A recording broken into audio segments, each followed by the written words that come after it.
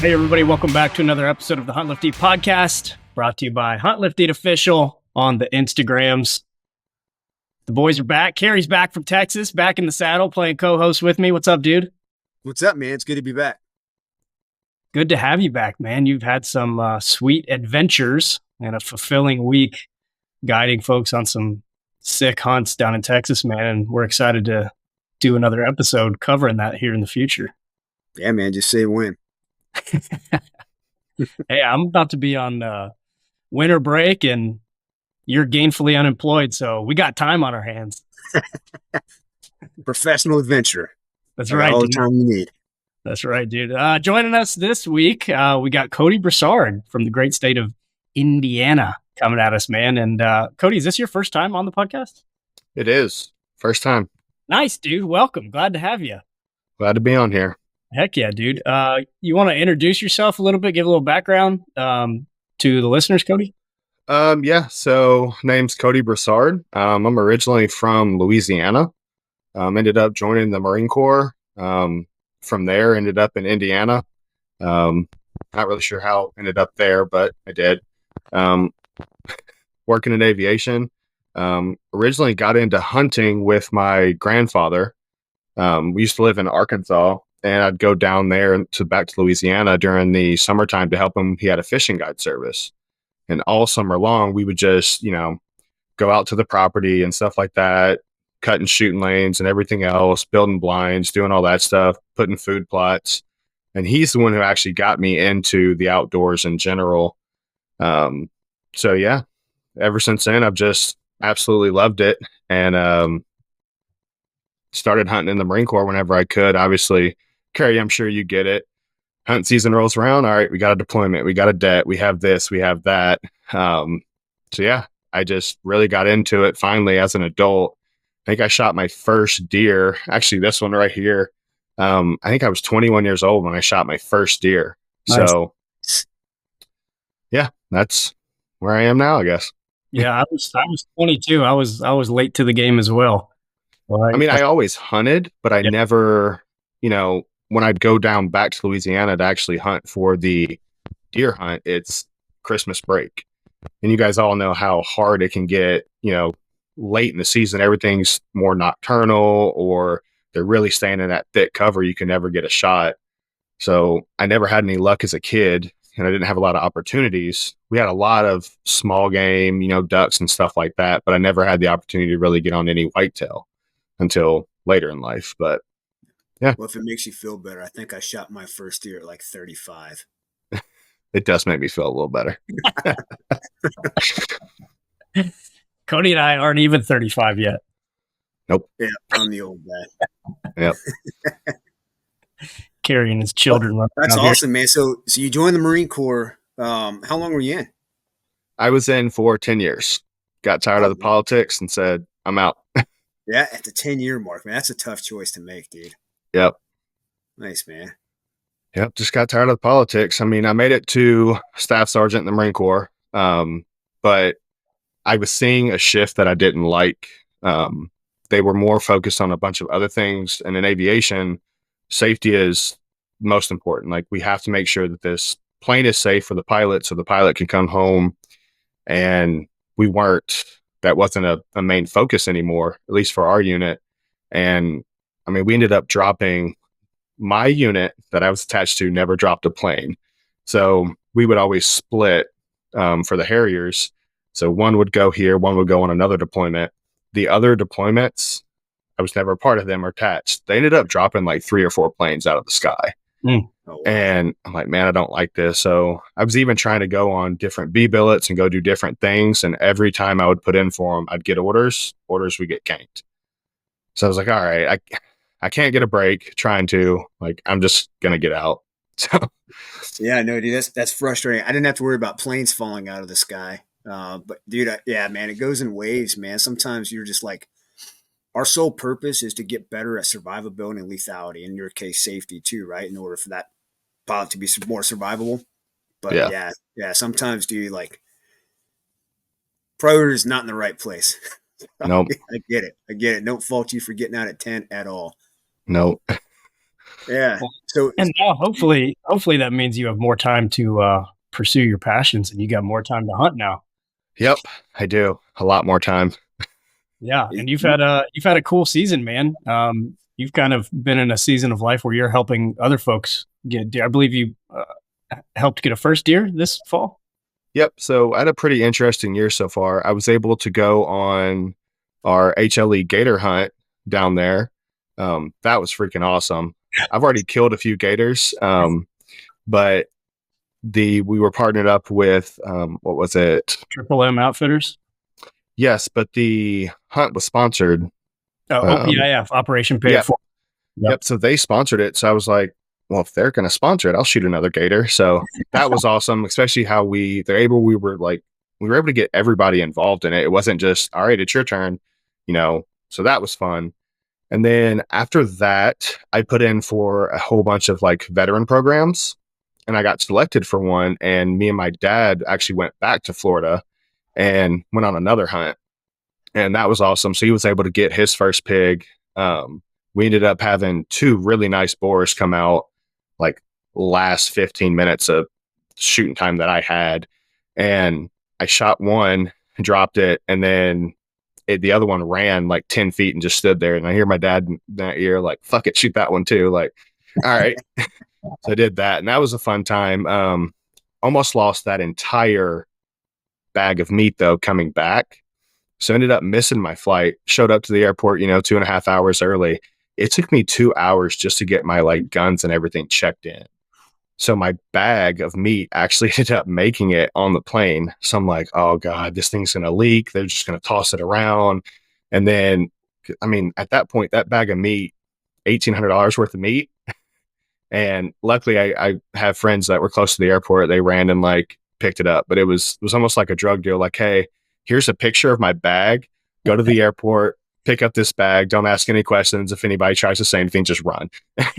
So it's almost like a drug deal, but luckily I was able to get all the meat back and that was fun. And then, yep. So I got a new girlfriend. She was interested in hunting and stuff like that. So I started her getting into that, got her a bow. She wasn't confident enough in the bow, like compound wise to shoot this year, which kudos to her for, actually having that internal knowledge. Like, hey, I'm not ready. Because she would also have to shoot, her poundage is low, so she needs to shoot a fixed blade, and you know how those fly, with form. So she ended up using my crossbow, and she ended up getting a really nice doe, and I made her work for it. She had to drag that whole thing out the whole way. And then the next time I got her 8-point buck. I think it measured about 102 inches, but I mean, for a first year, that's not bad at all. Heck yeah. And then the next time we went out, she didn't bring anything. She could have filled her tag, but she's like, no, I want to get a doe on my property. It's like, all right, that's fine. So we went out and it was cool because this was the most rutting activity I had ever seen during the rut, like in my area. We had multiple does come in. They were all smaller, but I was really looking for, 2 specific bucks. And another really nice buck came in. Luckily, it was still smaller than hers because then she would have been a little down. But it stayed in front of us for 30 minutes or so, just scraping, rubbing, doing all sorts of stuff, chasing all the does. So it was cool that she got to see that too. And then, yep, haven't had luck for getting her last doe. I got a doe for one of the reduction zone areas, and then I shot 2 more does here. So kind of had another issue. I was leasing some land. The landowner ended up letting somebody else hunt. So one of my target bucks, he was looking for a fight. I could see him on camera. He's just chasing every buck off. He doesn't care about does. So I'm like, oh man, this is perfect. I'm trying to get dressed, hurry up, bring it out there. Next thing I know, the next notification I get, it's the neighbor going back there on a 4-wheeler. So my target buck just vanished and he hasn't been back during the daylight. So I'm still struggling trying to fill my buck tags. I still have 2 left, one for the reduction zone, then one here, but no luck there yet. But it's a fun year. Yeah. I got a buck tag left on, because Kentucky only get 1 buck tag, but if you hunt Fort Knox, you get a second. So okay. I've been trying to fill that one, man. But yeah. Indiana, you typically, if you buy the deer bundle, you just get 2 does and then antlered. But if you go hunt a reduction zone, you shoot a doe, earn a buck. Oh, So nice. that's how I have the other one, but got to have time to get back up there. Dude, Yeah, I need that's to buy awesome. an Indiana tag, man. You guys are like 15 minutes away from me. So, it's kind Come of dumb on. that I haven't. If you have any youth hunters, I have a perfect spot. So I'm not going to say the location out loud, but there's some public land we have, and there's a lot of non-huntable areas, but you can hunt this. It's like a weird spot in between a lot of the non-huntable areas.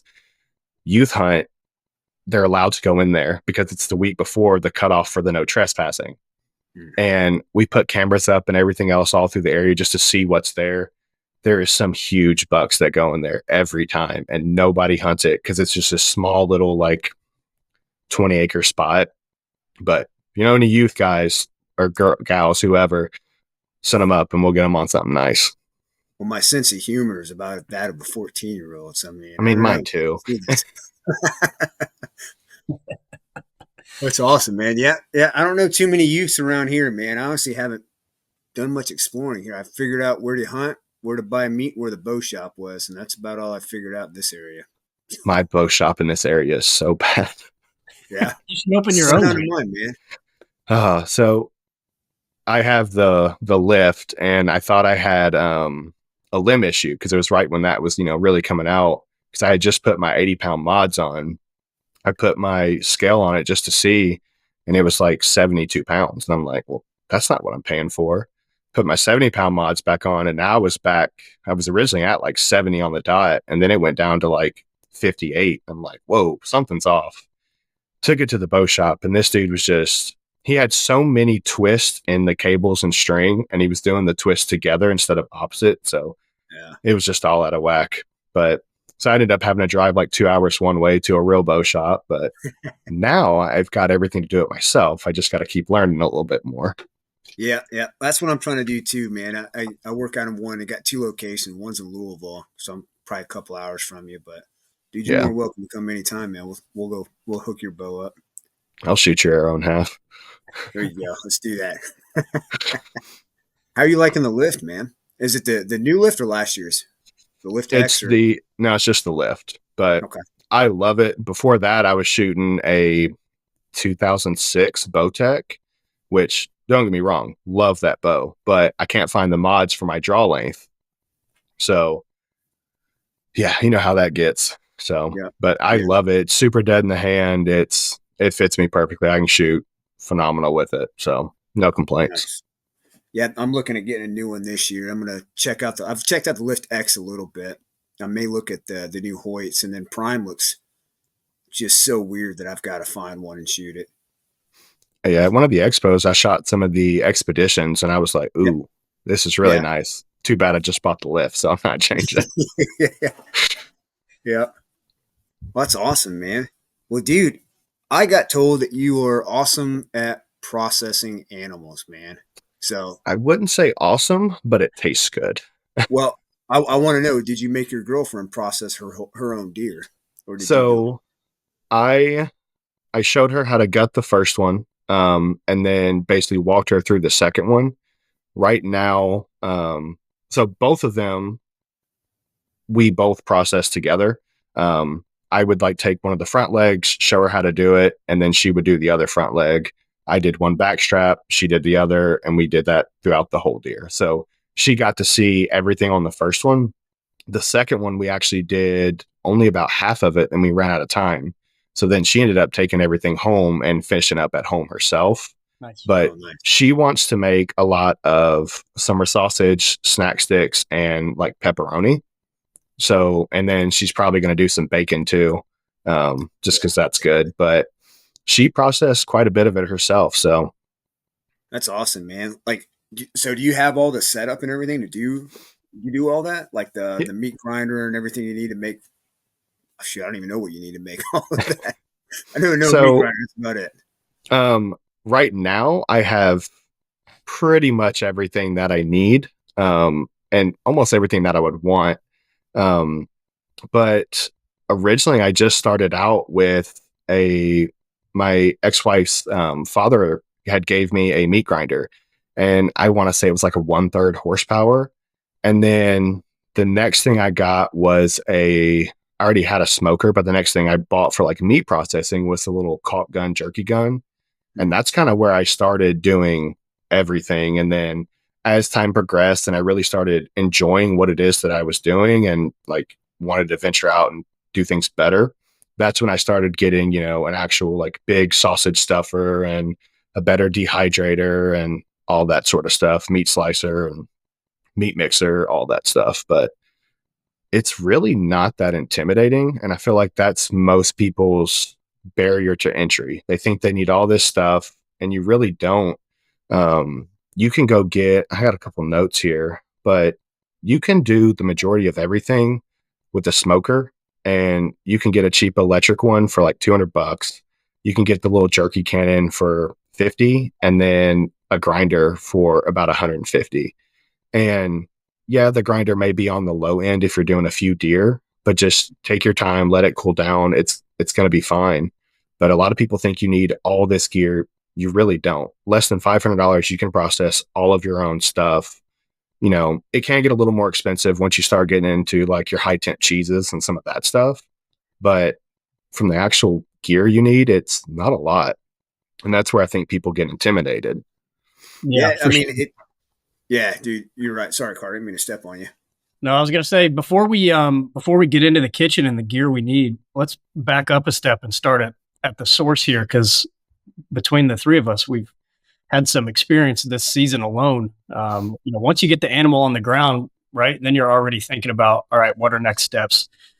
I need to get this to the kitchen, and then start the actual butchering and processing process. But, when you're, field dressing, and breaking animals down, sometimes you have to do it in the field. Sometimes you can drag them out whole. But what are kind of your go-to steps when you're field dressing, Cody? When you're thinking about long-term, okay, once I get this to the kitchen, and start the actual process, what do you do in the field to get it to the kitchen, get it back to the house?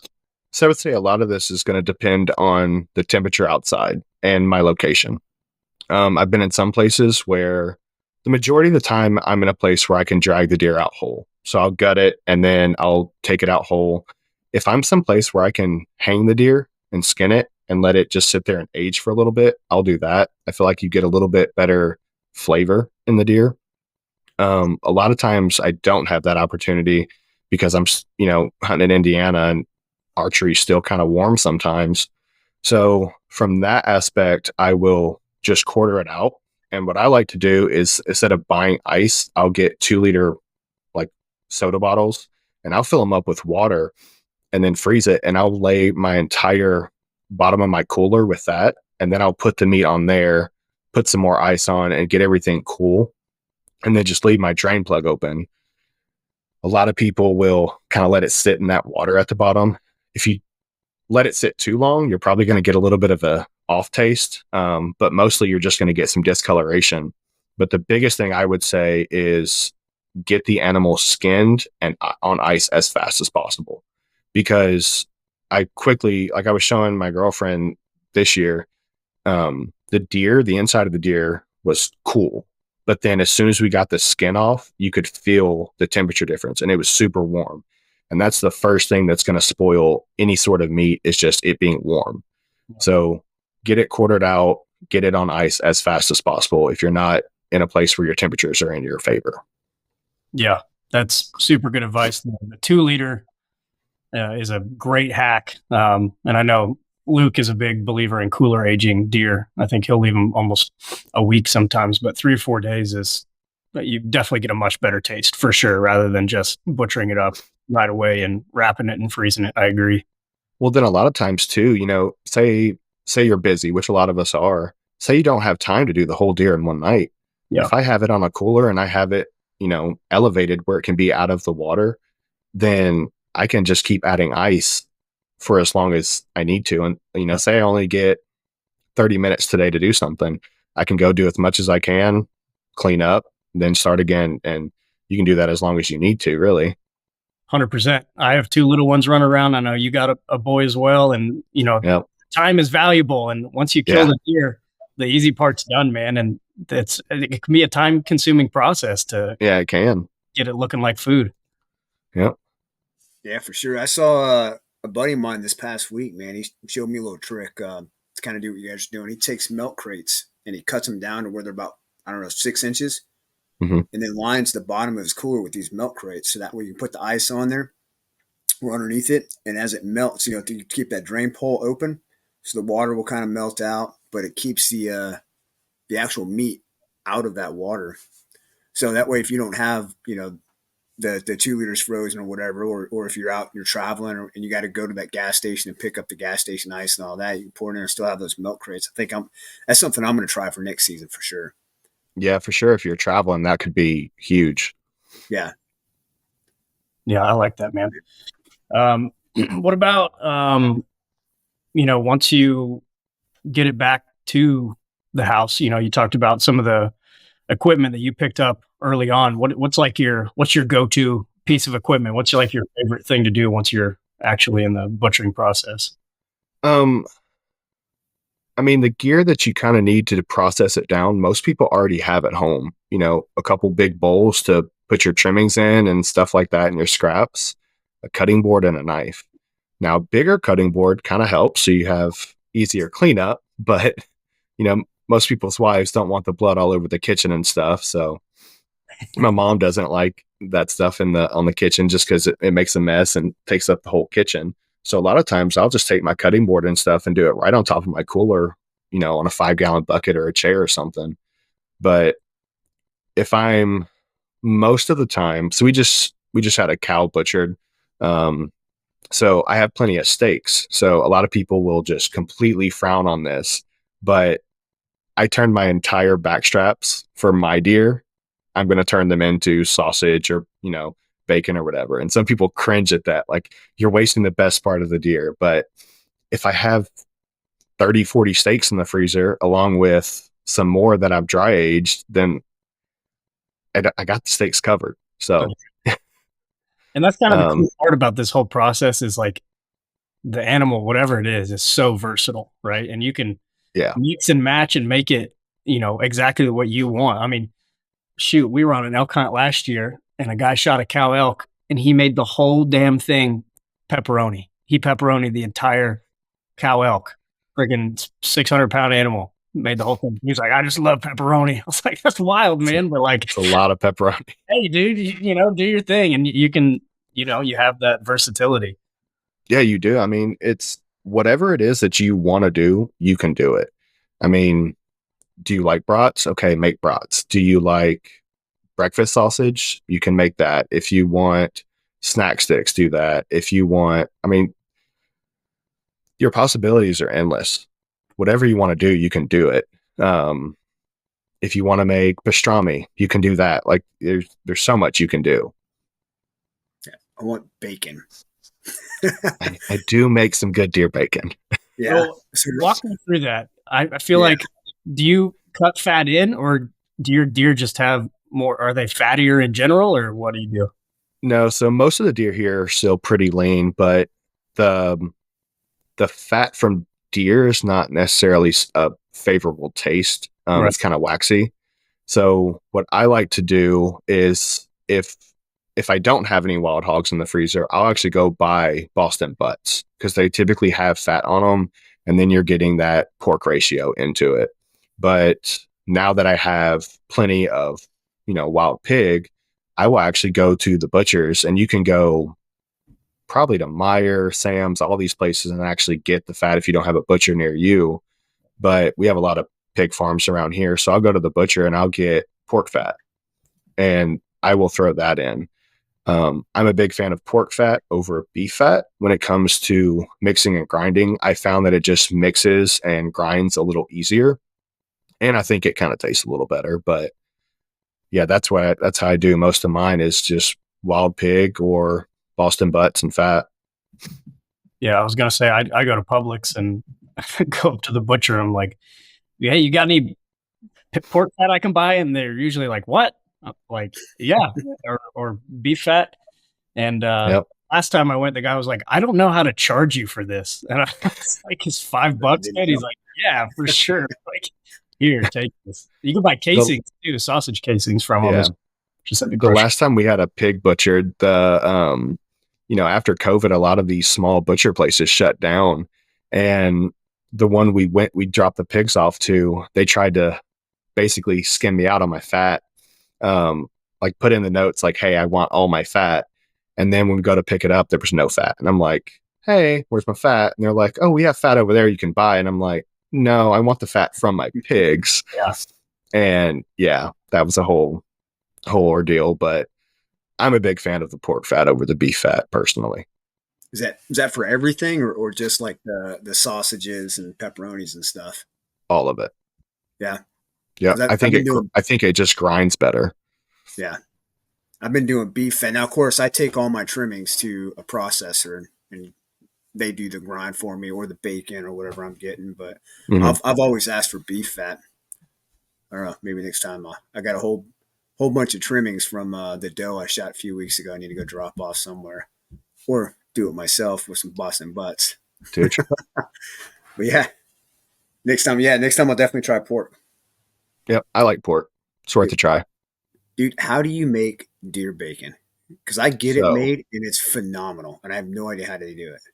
It's actually super, super easy. And I actually found it from the Bearded Butchers. And that's one of my main resources that I do for all of my wild game, like processing for the most part, is the Bearded Butchers, because they show a lot of stuff on, how to break down a hind quarter too. And that's the thing too. A lot of people are intimidated. Like, how do I make this into a nice cut? I don't do a lot of stews and stuff like that. I do most of mine into chunks or cubes until I'm ready to figure out what it is that I want to do. But they have a lot of really good videos on YouTube on how to break down a hind quarter, how to break down pretty much an entire deer. So you can have your educational videos on that, but then they go into the cooking process for a lot of their deer too. And then for any sausage or that type of meat processing, I found that Walton's, it's a seasoning company pretty much, but they have a whole thing called Meatgistics, and it goes into the whole breakdown, protein extraction, all that sort of stuff, and like how to make anything when it comes to sausage or brats or anything along those lines. And then another one I really like is Steve Rinella's cookbooks for wild game. Mm-hmm. Oh yeah. So those are phenomenal recipes. And that, what I like about those is those are taking a lot of the cuts that you don't think about. His whiskey butter heart that he does from deer, the hearts and stuff like that from waterfowl. That's phenomenal. If you guys haven't tried that, like, save all your goose and duck hearts. It is amazing. Yeah, no, that's I gotta hunt goose and duck first before I can save their hearts. Yeah, it's fun. But for the bacon, basically all you do is whatever ratio you want. And that's the nice part too, when you're doing your own processing. If you want it a little bit more fatty or a little bit more lean, you're in control of it. Right. So it doesn't even have to be a kitchen scale. You can they're a little bit more accurate because it's a smaller weight instead of like your normal scale. But you can do your own ratio. If you want 30%, weigh it out, do your math, do 30%. If you want it more lean, go more lean. But basically you'll take everything, grind it. I now have like a 1.5 horsepower grinder, so I can't even keep up with it by myself. But you grind everything with a coarse grind. I'll put my seasonings and stuff in there, and then I'll do it into another more fine grind. And then from there, I have a meat mixer too, so that kind of helps as well. But you don't even need that. You can just have a big bowl or a tub and just start mixing it. And you'll start to notice that the meat kind of starts to get a little tacky. And that's what they call protein extraction.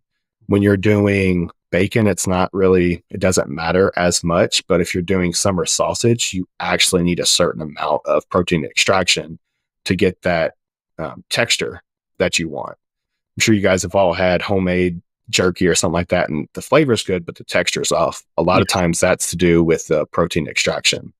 Oh, wow. But then from there, and I buy the seasoning from Bearded Butcher for their bacon kit. So they'll have, your pink cure and stuff like that in there.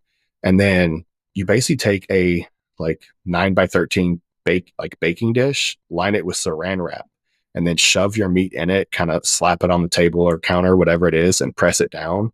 And it's almost like a giant tub of meatloaf. And then you can put some seasoning on top, put your saran wrap in it. And then I typically do a 25-pound batch. So I'll have like 4 or 5 of those trays, set them in your fridge overnight.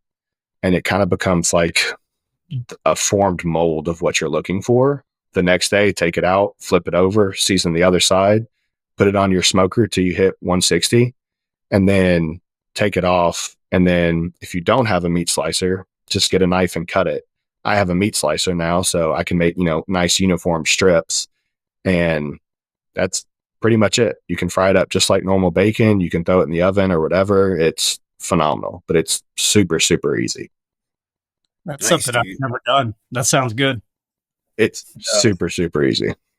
I never even heard of it until I moved out here. And I took a bunch of scrap meat from a deer I killed in Texas to like a specialty processor place. And they just handed me this big list. Like, what do you want? And I was like, I don't know what deer bacon is, but I want it.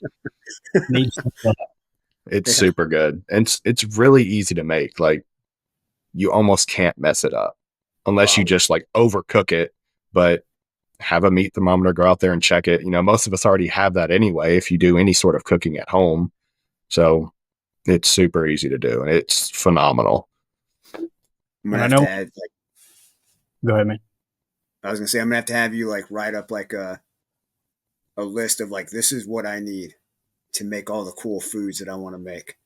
That's a good idea. Maybe we could put a list together and publish it in the show notes. I know when we were talking about doing this episode, Cody, you wanted to talk about it from for a beginner's perspective as well. Mm-hmm. Yep. The lift isn't that heavy, like you mentioned, and, you don't really need all the top end stuff or that much equipment, but it's definitely a slippery slope. You can get more. You can get the meat slicer and you can get the 1.5 horsepower, and you can, you can add to it and spice up your equipment for sure. There's room for improvements there. But see, it took me years to, finally go get all that stuff. Like I told myself, hey, I'm not going to buy, the super big grinder until this one burns out. And that one just refused to burn out. So I was like, all right. And then I got divorced and I'm like, all right, present to myself. I'm just going to get everything that I wanted. But I mean, you don't need all of it. You don't need a meat mixer. You can get a really cheap like hand grinder. I wouldn't recommend it if you're actually trying to do like a whole deer. It's just going to take you forever and you're going to get frustrated. And it's an enjoyable process. Like if you and a buddy just have a few beers and sit there and process your own deer and joke while you're doing it, listen to music, whatever, it can be a very, very enjoyable process. Yeah, definitely. It's another part of the hunt, right? The hunt is still continuing. Yep. On the flip side, I've gotten to the point where I have just an astounding amount of meat in the deep freeze that I need to get to the processing point. And then I'm like, shit, dude, this is going to be an entire weekend ordeal. And I'm doing it by myself and I'm not having fun anymore. Yeah. If you're doing it by yourself, it can be time consuming and very daunting and like unenjoyable. And that's not the point of it. It should be enjoyable. And that's why it's nice if you can get friends to kind of join in on it. And then if you have multiple friends that you hunt with consistently, spread out who gets what gear and then just get together and process all your deer at one time, one weekend. But yeah, I started out just a broke Marine and I didn't even have the money to take a deer to the processor. So I was like, that's how I literally got started. Yeah, that's a good point. Cole and I did the same thing when he started. I bought the grinder and he bought the dehydrator, and we've kind of piecemealed it together because we're usually hunting together. So that's a good way to look at it. Spread the cost like that. Yep, for sure. When you're actually doing the grind, Cody, going through the grinder, I want to ask you about some tips that you found that help with the grinding process. But something I just thought of, you may not even have to buy a grinder because my wife has like a KitchenAid mixer, and that has a meat grinder attachment on it. Mm-hmm. And you can use that. I didn't even know that was a capability of that machine. I thought it was just for like making cakes and shit. Yep. And it has a freaking meat grinder attachment. And it's not the fastest thing in the world, but I didn't have to buy it. and it works. So, if you got a KitchenAid or a mixer like that has an attachment like that, that's one less thing to worry about. Yeah, the only thing, if you're using something that doesn't have a lot of power and it's going to go kind of slow, you want to keep your meat as cold as possible, as long as possible. So before I grind, I'll actually get all my meat ready and get everything weighed out, and then I'll put it back in the freezer. And I almost want it like crusty on the outside, but not like all the way frozen, throughout the whole thing. But at the same time, you'll also take your auger that's inside of your grinder and your blades and put that in the freezer as well, because you want everything to literally just be as cold as possible. And that kind of helps with that. And if you have to take breaks, your meat's getting a little warm, throw it back in the freezer, throw your auger and stuff like that back in the freezer as well. So for anybody who's doing something like with the KitchenAid and you're doing a whole deer, it'll probably take you a little longer. But again, you can still do it relatively cheap. Yeah, I wouldn't have thought about putting parts of the grinder in the freezer too. Yep, it does wonders. Yeah, it helps immensely. It keeps it from gumming up, and man, that sure adds some time to the entire process. If those blades get gummed up and the auger, and you're like, oh my gosh, this is never going to end. Yep. And with the lower end, grinders, you're going to have that more and more. Obviously, with the 1.5 horsepower, it's going through. Yeah. Whatever you put in there. Yeah. But a lot of that too, that's why I say I like pork fat a little better than beef fat, is because I found I have more clogging up whenever I have the beef fat compared to pork fat. But also that goes into removing as much silver skin as you possibly can from the get-go when you're when you're actually breaking down that animal. If anybody doesn't know what that is, it's like your connective liner that's on the muscles, and it's time consuming to remove it all. And a lot of people don't want to do as much as you can, but if you have a lower end grinder, take the time up front to do that, and it'll make it easier in the long run. And I think speaking of what's that? I said I think you get a better taste too if you take it out. Yeah. Oh yeah. Yeah. But speaking of removing silver skin, man, I'm a knife nerd, so I'm going to ask this: what knives do you recommend to have in your processing kit? I lose knives all the time. So I have some nice knives, but I normally just go with Victorinox and their random line of ones that they have. Normally I'll get like a fillet knife, and I'll get their 6-inch paring knife. And I've actually processed an entire deer, skinned it, everything, just with their little 6-inch paring knife. So that's what I'll do. Now, don't get me wrong, they get beat up very well, but they're cheap enough to where if it gets beat up enough and you can't really sharpen it, just buy another one. They're cheap enough. Yep. Yes, it's a good idea. Actually, because you mentioned the Bearded Butchers, I actually just got one of their collaboration knives, the boning knife. That's what I've been using this past week to help dudes process their animals. But yeah, I do mean whether it's a Victorinox or something cheap or even something super expensive, man, having that good quality sharp knife, especially that flex like that boning knife or that fillet knife, man, dude, it makes removing that silver skin so much easier. Yeah, I definitely like a more flexible blade whenever I'm trying to do that. I don't want something super stiff. When you have something more stiff, you end up kind of wasting a little bit more meat. So yeah. And in addition to the silver skin, right, you want to be sure you're taking the time, especially if you're new to this, take the time to get the glands out of the back hams. You don't want to run them through the grinder. That can make your sausage taste real crazy. Yep. Unless and if you don't like. Yeah, and if you get on the Bearded Butchers, some of their processing videos, they literally show hey, make sure you take this out. This will taint all of this. And don't. But it's almost very obvious on what they are. Like, you look at it and you're like, that looks gross. I don't want to put that in my mouth. Like, it's obvious. You should know. Yeah. Yeah, it's a big old chalky blob thing in there. Yeah. I emailed those guys to get them to do a seminar for the team, the Bearded Butchers. They were way cool. They were super awesome. But same thing. Their videos are just phenomenal, and they're filmed really well, and the quality's Yep. great. I'm like, these guys look like guys I want to hang out with. Yeah. They were super nice, but they were like, no, we don't really do that. We had a bad, interaction doing doing a virtual class one time, and now we don't do them anymore. It's like, dang it, man, that would have been sweet. Ruined it for everybody. Right. I don't know, man. They make me want to go be a butcher. They're good at what they do. Yeah, for sure. I'm like, I could totally do that. I actually started hanging out at our local processor because I've been doing more guiding this past season.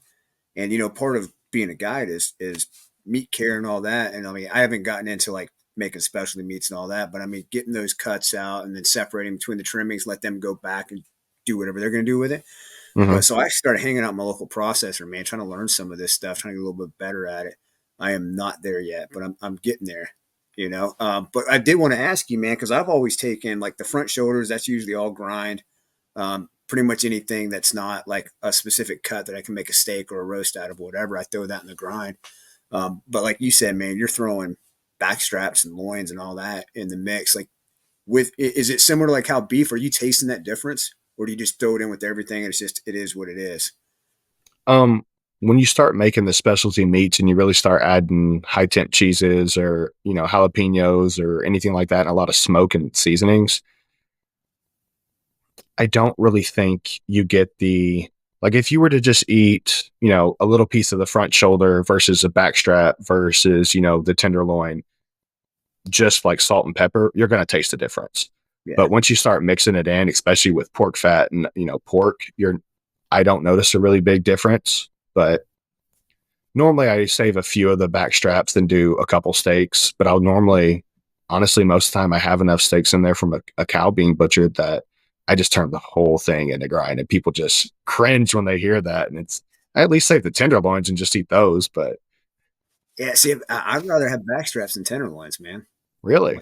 Yeah. If you were to tell me to choose, I would choose back straps any day, every day, all day over a tenderloin. Now, I do like tenderloins. But yeah, dude, like, I'm like, I could see grinding a whole deer, but like, you leave them back straps for me. I'll make sure I send you a video of the next one I'm throwing in the grind pile. Here you go, Kerri. Just maybe we need to kill more deer. That's right. For smoking, Cody, can you talk through kind of where that plays a role in your toolbox there? And you've mentioned high temp cheeses. Is that? Yep. Hear that? So okay. That's new to me. I don't know what that is. Yeah. So you can throw traditional cheese in there, but your texture and how it's presented and everything else is not going to be as pleasant as it would be if you were, buying something from a store or from the meat processor. So your high temp cheese takes a way higher temp to actually get it to like render and melt. So when for summer sausage, if you have that high temp cheese, you're still going to get that bite of like chunk of cheese. So that's where that kind of comes into play. But for smoking it, I love the smoke flavor in meat. And I know a lot of people do. So that's how I do most of my cooking, because it gives you that additional flavor. But also with the smoke, you can go low and slow, which a lot of meats do well the slower you cook them and gradually increase that temperature instead of just throwing it right into, a 350-degree oven. That makes sense. What is a high temp cheese? Is that like a mozzarella or something like that? Or they have pretty much almost every cheese they can turn into a high temp cheese. The process for doing that, I'm not sure. If it's super healthy, I don't know, but it's delicious. But you can buy it somewhere? Yep, you can buy it.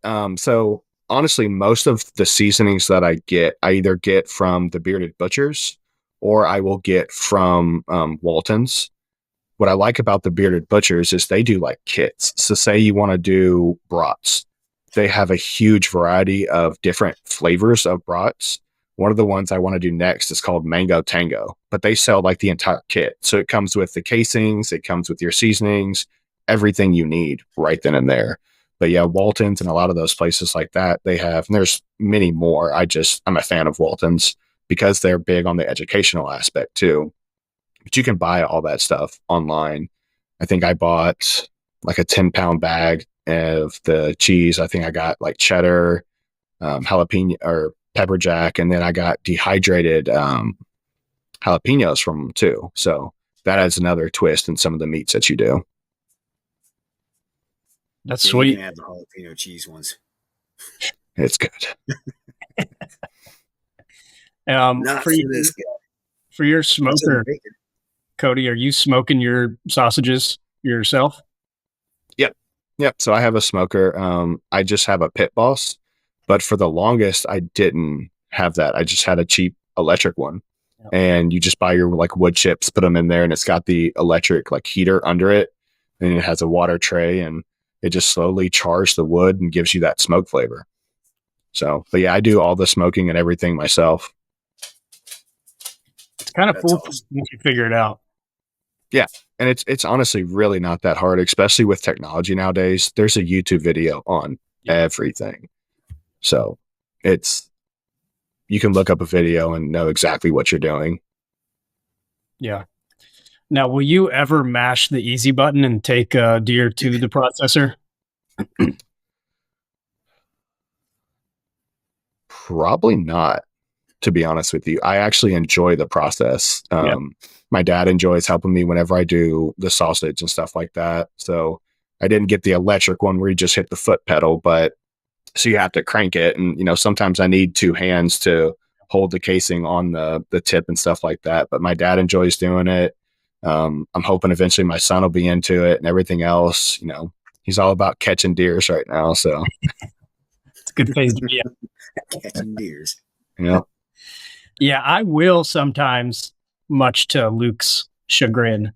If I shoot a deer in the evening and it's like last light, first of all, I hate tracking deer at night. But I will oftentimes just drop it off at the processor because I'm like, oh my gosh, the kids are going to be up at 5:30 and this is the last thing I want to do right now. Or it's like a Sunday night and I got school the next day or whatever. I'll find myself doing that. But I will say, I relied on the processor heavily in my early years because I didn't have a lot of good mentors in my hunting life. And that seemed like totally overwhelming and just like a whole nother realm of knowledge to learn. But, definitely encourage people now to do it yourself and have the skills to know that you can do it and the confidence to do it yourself because it's not that bad. And for the price of what it costs to get a deer processed, you can be well on your way to having some of this equipment you're talking about. Yeah, exactly. I don't even know what it costs to take one to the processor. I mean, I know it's going to start getting more pricey if you start getting your high temp cheeses, specialty cuts and stuff like that compared to just getting grind back. Yeah. But yeah, you're spot on. You do a couple yourself. Well, now I can start upgrading my equipment or getting more equipment. So I don't know. That's how I do it. I don't think I'll ever take something to a processor. I'll just always do it myself. Yeah, good for you. I did my last deer on the tailgate of my buddy's truck. I think that's probably going to be the route from here on out. I like the processor I hang out at. It's a great dude, and I like going to hang out with him. But I'm doing the work there anyway, so why not save me some money? Because it is about 150 or so, depending on where you go. If you're just getting grind and steaks, but yeah, part of the issue is my wife she sees the skinning shack down in Texas where we do everything like gut and everything right there in the skinning shack, and she's like, "That's gross and messy. I don't want you doing it at the house." So, yeah. I'm like, it's not so gross and messy if you gut it in the field, but yeah, I think that's going to be the way to go. But when I did it at my buddy's house, we just kind of pulled into his like he's got like a little barn out back, and he actually had one of those what are they called, vacuum sealer things, right? Mm-hmm. So we were able to actually vacuum. Like I cut out steaks and everything on the back of the tailgate, and we vacuum seal it right there. What do you use to keep your meat kind of fresh and everything when you get ready to go freeze it? So the first thing I did was when it came to vacuum sealing is I just got the cheaper one from Walmart. The heating element eventually went out in that one, so it wasn't sealing them like it needed to. And now I have one of the LEM ones, but now I'm starting to have issues with that where I have to like really press down on it, to get it to actually like suck the air out. So, but you don't even need a vacuum sealer. I have had meat go bad from vacuum sealing, both with LEM and other brands, because it eventually, especially when you start moving your meat around in the freezer, you're eventually going to end up getting air in there. And that's how a lot of the meat ends up getting freezer burnt, is it's getting that cold air that's almost dehydrating the meat. So if you want to go the super cheap route, and I honestly think it's one of the more effective ones, but you can get saran wrap, and then you can get your wax or butcher paper or whatever. So wrap it in the saran wrap. That's going to keep the air from getting into it. And then the butcher paper is just another, second layer of protection. And I've had stuff, I found steaks that I left in there for like 4 years, and I pulled them out and they were perfect. You couldn't even tell that they had been in there for 4 years. But yet I've had stuff that's been in there for 6 months that's been vacuum sealed and it's already broken its seal. So now I'll have to, redo it and everything else. So you don't even need a vacuum sealer. Like, you really want to start looking at cost savings, saran wrap and butcher paper.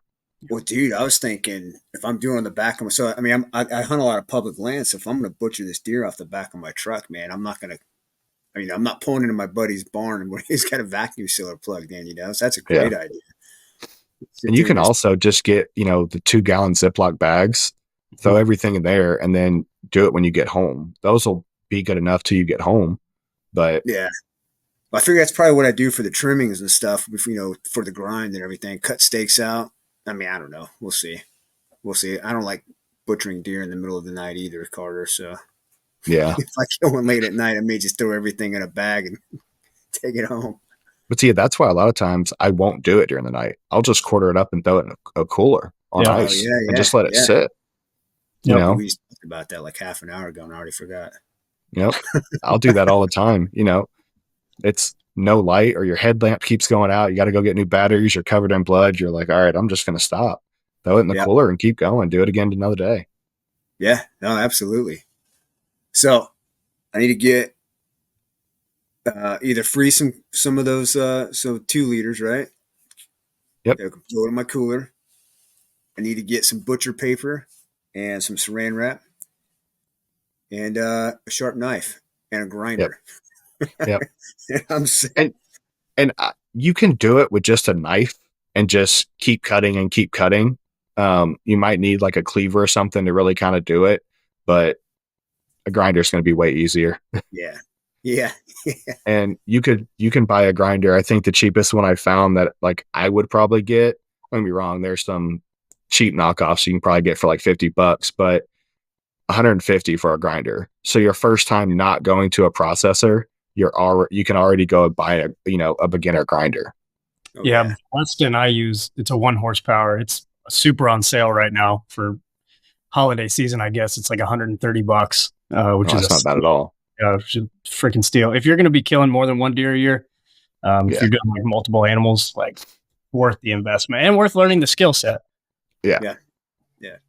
It is. I mean, it's super rewarding when you're pulling a piece of meat out of your freezer that you did everything from in the field to like in the freezer, and now it's on your table. Like that's it's rewarding. And what really got me into a lot of the processing is I get so tired of hearing people talk about, wild turkey tastes bad, or this is gamey, or duck's gross, goose is gross. And the first thing that I think of is it was cooked wrong. It was cooked wrong. Or you didn't get it cooled down enough. You gutted it, then drug it through a dirty creek, or if you hurry up, get the animal on ice, get it cooled down, and then you cook it right, it's phenomenal. Like, yes, wild turkey and farm raised turkey, they're going to taste different. They have different diets. Deer, yes, it does have a different taste compared to beef, but if it's cooked right, it's phenomenal. Same thing with duck. Everything with duck, everybody always overcooks it. It has to be cooked like almost rare. Yeah. And goose is another one. Everybody hates goose. I don't know why. That is probably one of my absolute favorites. I can trick anybody into eating goose. I can make goose pastrami. You'll never know. It's one of my favorites, and that one's from the Meat Eater cookbook. Another one is goose summer sausage.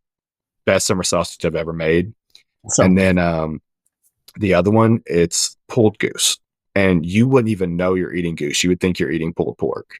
But Nice. throw it in a crock pot, throw a couple breasts in there, a little bit of butter, beer, barbecue sauce, whatever kind you want, brown sugar, and just low and slow. Eventually it'll get to the point where it shreds, and then it's super easy and phenomenal. It's awesome, man. We need to link up and go have dinner at your place. Let's just go shoot some birds and then I need do it then. I need to go with somebody who knows what they're doing, because I don't have a clue, and I've never bird hunted of any type except for turkey. And I still haven't killed turkey either. So if you're gonna go waterfowl hunting, absolutely go with somebody else. That is an expensive thing to get into unless you're just on the birds, which I am never on the birds. But, because if you're hunting a field, well, now I have to have a layout blind or something like that. I need the decoys. Oh, now you're hunting water. Now you need a completely different set of floater decoys. I need a boat or a kayak or something like that, a blind to put on it, or it's a lot more expensive to get into. So you have to almost go with somebody or go on a guide. So yeah, one of these days we'll make it happen. Hey, we got that snow goose hunt coming in February. Yeah, that's true. Yep. Make the trip. Be a good time. Start checking calendars, man.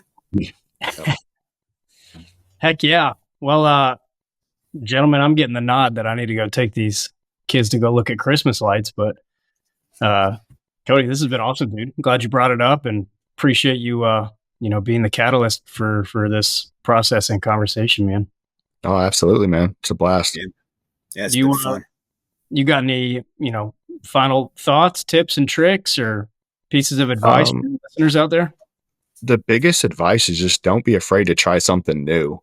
It's really not a hard process, and you're making it for yourself for the most part. If it's not the prettiest cut, it's okay. You're learning, you're trying, keep at it. If you're grinding everything, it's not going to be pretty anyways. It's going through a grinder. Just don't be afraid to try something because it seems a little intimidating. Just give it a shot. Heck yeah. Like Kerri, you got any closing thoughts? No, man, I like that. Don't be afraid to try. What's the worst that's going to happen? Taste bad?